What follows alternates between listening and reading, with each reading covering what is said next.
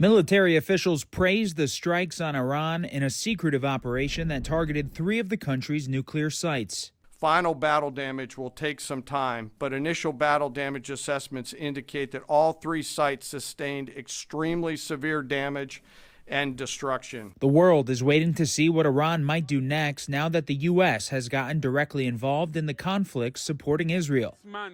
Iran's state media has already come out with frequent warnings, with this broadcast showing a map of U.S. bases in the region and a threat that every American citizen and soldier is now a legitimate target. Iran's foreign minister says the strikes will have long-lasting consequences. What is completely sure is that Iran is entitled under Article 51 of the UN Charter to exercise its right of self-defense. And we will do that for sure. There's around 40,000 U.S. troops in the region at multiple bases and embassies that have already been on high alert.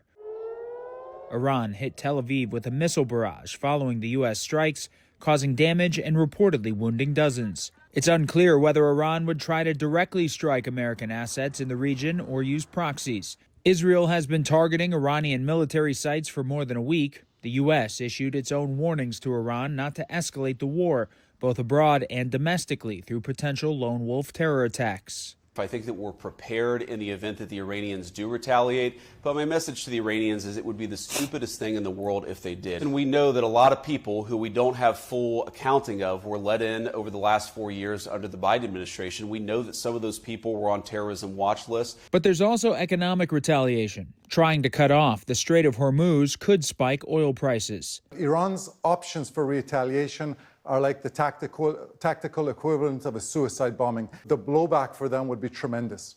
A bulletin issued Sunday from Homeland Security warned of a heightened terrorism threat environment, including cyber attacks inspired by the strikes on Iranian targets.